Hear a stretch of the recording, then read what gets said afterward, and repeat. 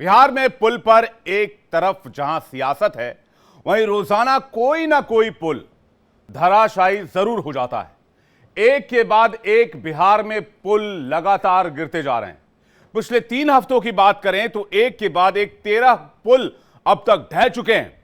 बिहार में पुल गिरने के सारे रिकॉर्ड टूट रहे हैं और अब एक और पुल गिरने का वीडियो सामने आया है। आइए एक रिपोर्ट देखते हैं।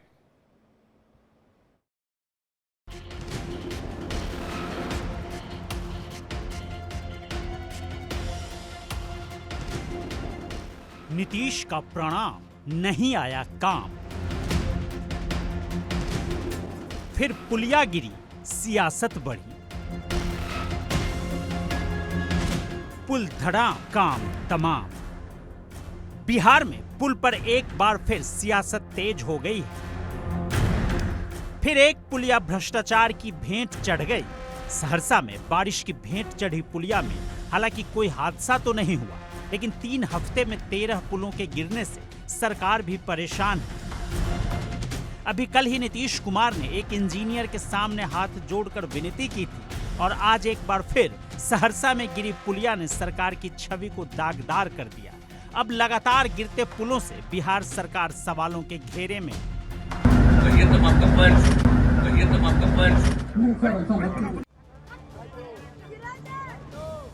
पुल गिरने की पहली घटना बिहार के अररिया जिले से सामने आई। उसके बाद तो मानो ये सिलसिला ही चल पड़ा। लगातार पुल गिरते रहे और बिहार सरकार कटघरे में खड़ी दिखाई देती रही। 3 हफ्तों में 13 पुलों की जल समाधि के बाद जैसे पुलों के बीच होड़ लग गई हो कि कौन पहले सुसाइड करेगा। आप हैरान रह जाएंगे। बिहार में गिरते पुलों ने वर्ल्ड रिकॉर्ड बना दिया है। ढहते पुलों के वीडियो देखकर हर कोई अचंभित है और सोच रहा है कि पुल आरसीसी से बने हैं या फिर मिट्टी से। अब तो बारिश के मौसम में बिहार के पुलों से गुजरने में भी डर लगता है। पता नहीं कब कौन सा पुल नदी में डुबकी लगा दे।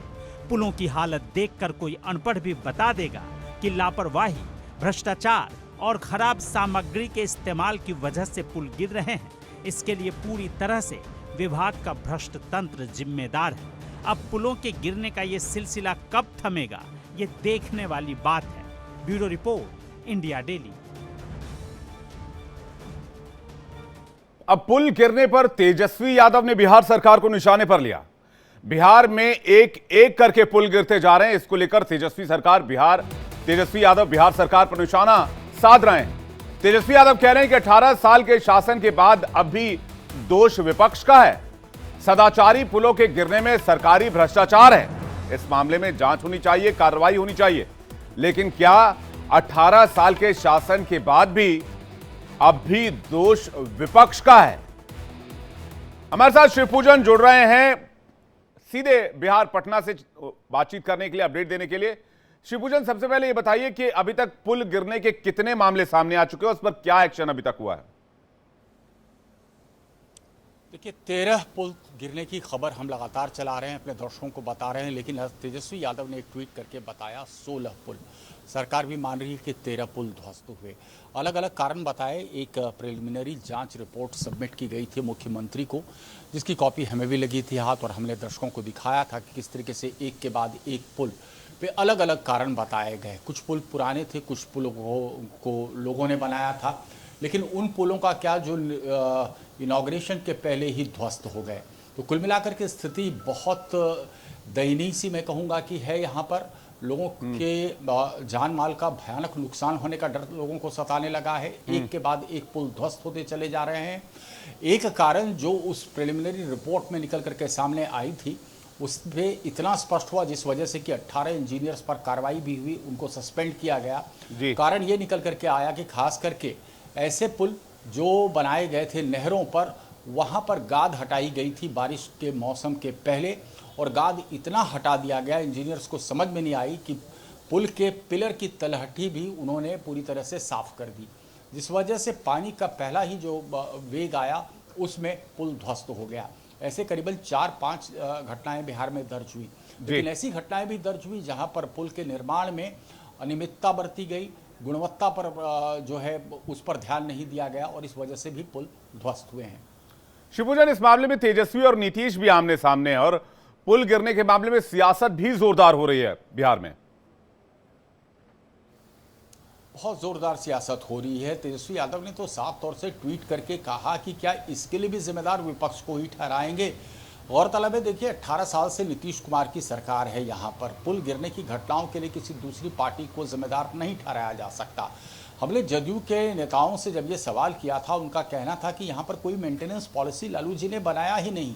तो लालू जी ने अगर नहीं बनाया तो 2005 के बाद से तो सत्ता में आप काबिज हैं, आप बना लेते मेंटेनेंस पॉलिसी। जैसे उत्तर प्रदेश में हो रहा है, तमाम पुलों का जो है निरीक्षण किया गया, उनकी जो है सस्टेनेबिलिटी रिपोर्ट सबमिट की गई है मुख्यमंत्री को। वैसी कोई पहल यहाँ पर हुई नहीं। बहरहाल हम आपको बता दें कि अभी फिलहाल जांच की बात की जा रही है। कहा जा रहा है कि तमाम पुलों की जांच हो रही है। जो पुल गिरे हैं उस पर डिटेल्ड रिपोर्ट जब आएगी तब हम कुछ कह पाएंगे। ये तमाम बयान आने शुरू हुए हैं अभी।